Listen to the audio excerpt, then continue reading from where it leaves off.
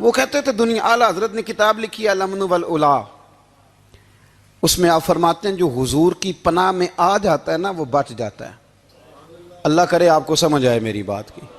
جو حضور کی پناہ میں آ جاتا ہے وہ، جو دنیا دار رہتا ہے، مالدار رہتا ہے، حضور کی پناہ میں نہیں آتا وہ بے سکون رہتا ہے۔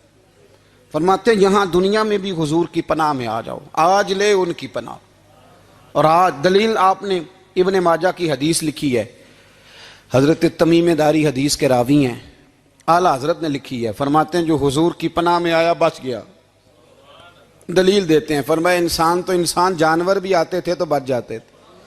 حضرت تمیم داری رضی اللہ تعالیٰ عنہ فرماتے ہیں کہ ہم کھڑے تھے، ایک اونٹ دوڑتا ہوا آیا، نبی کریم صلی اللہ علیہ وسلم کے پہلے اس نے قدموں پہ سجدے کیے۔ صحابہ کہنے لگے حضور ہمیں بھی اجازت دیں، فرمایا وہ تو بے زبان ہے، اسے تو پتہ کوئی نہیں، پیش نظر ہے وہ نو بہار، سجدے کو دل ہے بے قرار، روکیے سر کو روکیے یہی تو امتحان ہے۔ فرمایا اسے کیا پتا، تم تو مکلف ہو شریعت کے، تمہیں اجازت نہیں ہے۔ اور اعلیٰ حضرت نے 2 ٹوک لکھا ہے، فرمایا سوائے خدا کے کسی کو تعظیمی سجدہ بھی حرام ہے۔ یہ نوٹ کر لیں میری بات۔ اور اعلیٰ حضرت نے فتاوی رضویہ میں لکھا ہے کسی قبر پہ جاؤ تو 4 ہاتھ دور کھڑے رہو۔ اللہ کرے آپ کو سمجھ آئے، کتنے ہاتھ؟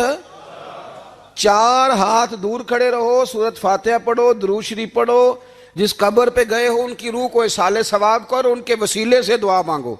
اعلیٰ حضرت فرماتے ہیں قبر کو سجدہ بالاتفاق حرام ہے، طواف قبر کا کرنا بالاتفاق حرام ہے، بوسہ لینے میں اختلاف ہے کہ جائز ہے کہ ناجائز ہے، لیکن بوسے سے بھی چونکہ شک پڑتا ہے تو فرماتے ہیں احمد رضا کی رائے یہ ہے کہ بوسہ لینے سے بھی بچا جائے۔ وہ آ گیا تو اس سے اگلی باتیں کرتا ہے، بس خاموش رہ، باادب رہ اور پیچھے رہ۔ تو حضرت تمیم داری کہتے ہیں یہ حدیث اعلیٰ حضرت نے لکھی ہے الامن والعلا میں، فرماتے ہیں کہ اونٹ نے پہلے سجدہ کیا، قدم چومے، پھر اس نے حضور کے کان میں کوئی بات کہی، روزے دے دوالے نے غلامہ دیاں ٹولیاں، ایک پہ سن دے کروڑاں دیاں بولیاں، یعنی اونٹ نے بات کی تو حضور نے وہ بھی سن لی۔ اعلیٰ حضرت کہتے ہیں جو پناہ میں آتا ہے بچ جاتا ہے۔ کہتے ہیں رسول کریم نے نا اونٹ کی پشت پہ ہاتھ پھیرا اور اللہ کے محبوب فرمانے لگے فکر نہ کر، اب تو آ گیا ہے نا تو جیسے تو کہے گا ویسے ہی ہو جائے گا، جیسے تو کہے گا ویسے ہی۔ ابن ماجہ میں موجود ہے، پر میں چونکہ فاضل بریلوی رحمۃ اللہ علیہ کی کتاب سے پیش کر رہا ہوں الامن والعلا سے، تو میں اسی انداز میں پیش کر رہا ہوں جس انداز میں وہاں ہے۔ حضرت تمیم داری کہتے ہیں کہ ہماری سمجھ میں بات کوئی نہ آئی، تھوڑی دیر گزری تو کچھ لوگوں نے ہاتھوں میں رسیاں پکڑی ہیں، خنجر پکڑے ہیں، دوڑے آئے، یا رسول اللہ یہ ہمارا اونٹ ہے۔ حضرت تمیم داری کہتے ہیں میں نے دیکھا کہ جب وہ آ گئے نا خنجر لے کے تو اونٹ حضور کے پیچھے چھپ گیا۔ آج لے ان کی پناہ، آج مدد مانگ ان سے، وہ حضور کے پیچھے چھپ گیا۔ تو کہتے ہیں کہ نبی کریم صلی اللہ تعالیٰ علیہ وسلم نے فرمایا کیا مسئلہ ہے بھائی؟ یا رسول اللہ ہمارا اونٹ ہے، ذبح کرنے لگے تھے دوڑ آیا ہے۔ تو حضور فرمانے لگے وہ تو تمہاری شکایت کر رہا ہے۔ وہ کہتا ہے یا رسول اللہ میں نے برسوں ان کی نوکری کی، برسوں میں نے بڑی نوکری کی۔ صحیح کہتا ہے یا رسول اللہ؟ ٹھیک کہتا ہے حضور، اب بوڑھا ہو گیا ہوں، تھوڑا زیادہ بوجھ نہیں اٹھا سکتا تو مجھے ذبح کر کے کھانا چاہتے ہیں، میں مرنا نہیں چاہتا۔ نبی کریم فرمانے لگے اچھے لوگ یہ صلہ دیتے ہیں؟ انہوں نے عرض کی حضور آپ حکم کر دیں، ہم اس کو چھوڑ دیتے ہیں یا رسول اللہ، نہیں ذبح کریں گے، خدمت کریں گے۔ حضور فرمانے لگے نہیں، اب میرے پاس آیا ہے نا، اب میں نے واپس نہیں کرنا، آج ہو گیا ہے، آج لے ان کی پناہ، آج مدد مانگ ان سے، آج ہو گیا یا رسول اللہ پھر رکھ لیں۔ حضور نے فرمایا نہیں بھائی پیسے بتاؤ کتنے؟ یا رسول اللہ نہیں نہیں کچھ نہیں۔ نبی کریم علیہ السلام نے فرمایا نہیں بتاؤ کتنے، بتاؤ کتنے؟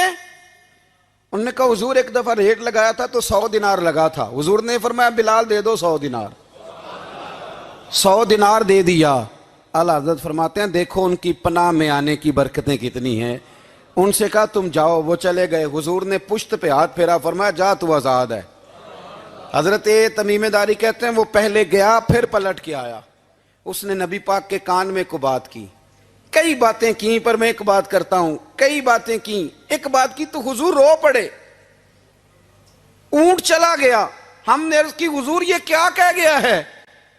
تو محبوب فرمانے لگے یہ کہہ گیا یا رسول اللہ جس طرح آپ نے مجھے چھری سے بچایا ہے، میں دعا کرتا ہوں اللہ آپ کی امت کو جہنم سے محفوظ فرمائے، اللہ جہنم سے بچائے آپ کی امت کو، اس طرح مجھے چھری سے آپ نے محفوظ کیا۔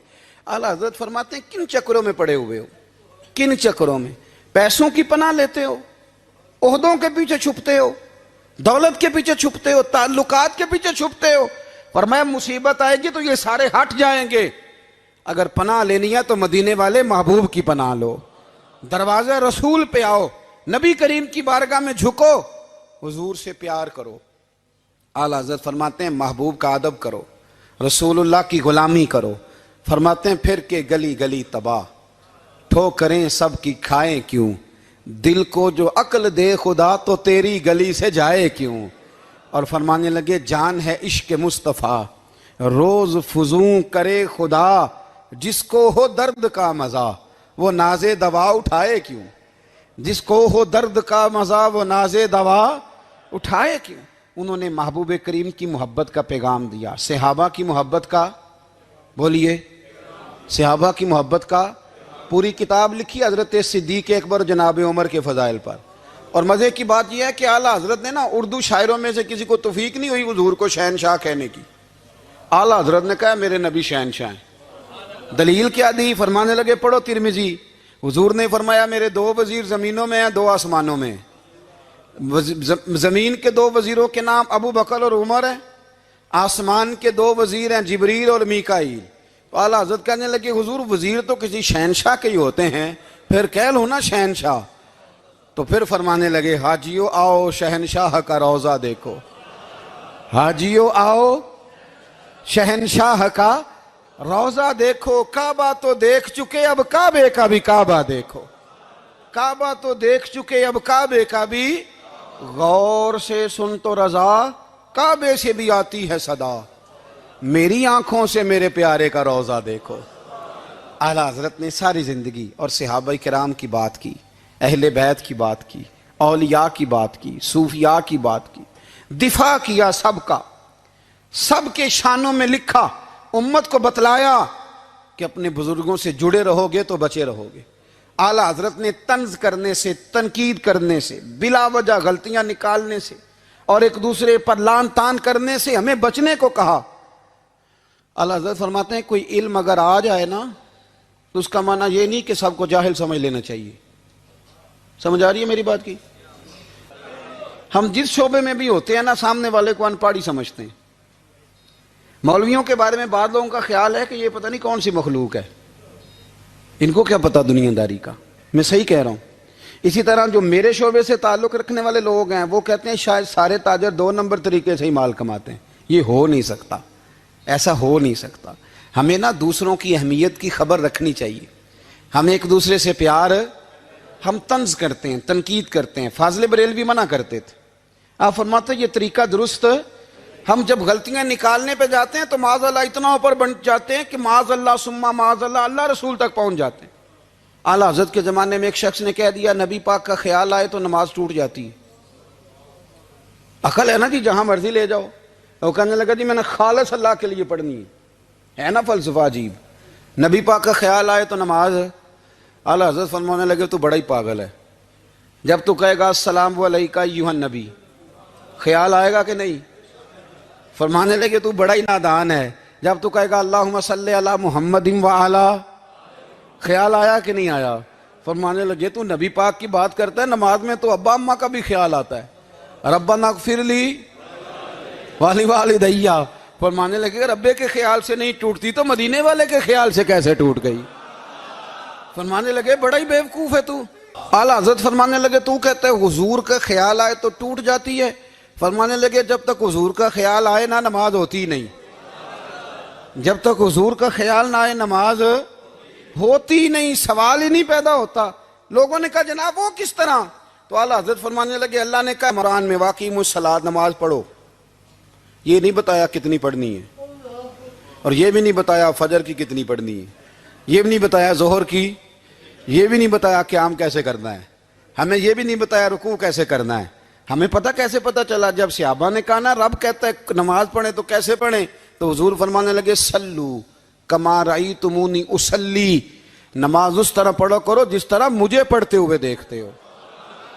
تو کہا یہ تو کیسی عجیب بات کر رہا ہے کہ نبی کریم صلی اللہ علیہ وسلم کا خیال آئے. اور پھر بڑی مزیدار بات, ایک شخص نے اعلیٰ حضرت سے آ کے نا, اس زمانے میں نا ایک آریہ مذہب ہوتا تھا, اب اللہ کا شکر ہے وہ کوئی نہیں, اب ویسے جو بڑے نئے نئے مذہب نکل آئے ہیں, جو آدمی جتنا پڑھ جاتا ہے معاذ اللہ وہ ایک نئی بات ہی شروع کر دیتا ہے, اور جو انوکھی بات کرے اس کے پیچھے رش بھی زیادہ ہو جاتا ہے.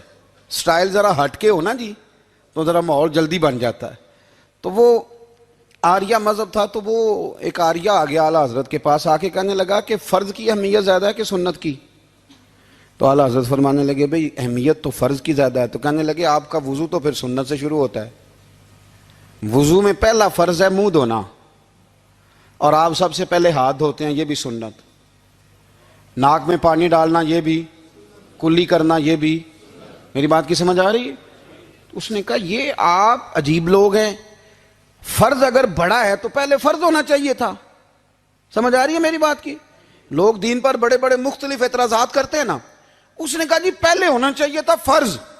تو منہ دھونا فرض ہے, آپ نے گھٹنوں تک ہاتھ دھوئے, اب یہ جو آپ نے ہاتھ دھو یہ بھی سنت, کلی کری تو وہ بھی سنت, ناک میں پانی ڈالا تو وہ بھی سنت, تو آپ تو چوتھے نمبر پہ فرض ادا کر رہے. تو اعلیٰ حضرت فرمانے لگے تم اصل میں محبوب کا غلام نہیں نا, ہاں تجھے کیا پتا ہو یہ بات کیا ہے, تو بیٹھ جا ہم سے سن, ہم تجھے بتاتے ہیں.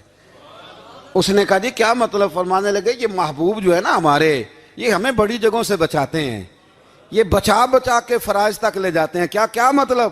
کہنے لگے حضور نے ہمیں کہا ہے کہ پہلے نا ہاتھ دھو لو, پتہ چل جائے پانی زیادہ گرم تو نہیں, منہ جالی نہ جائے, پہلے نا دیکھ لو.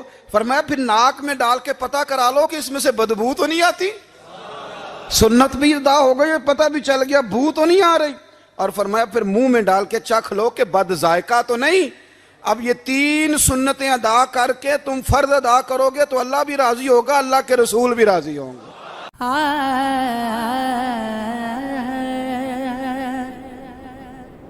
اوکھے سوکھے راہ لے کے پیڑا گیٹھ پناہ لے کے, اوکھے سوکھے راہ لے کے پیڑا گیٹھ پناہ لے کے, اس نو یاد کراتے روواں, اس نو یاد کراتے روواں, چھوٹے چھوٹے سال لے کے پیڑا گیٹھ پناہ لے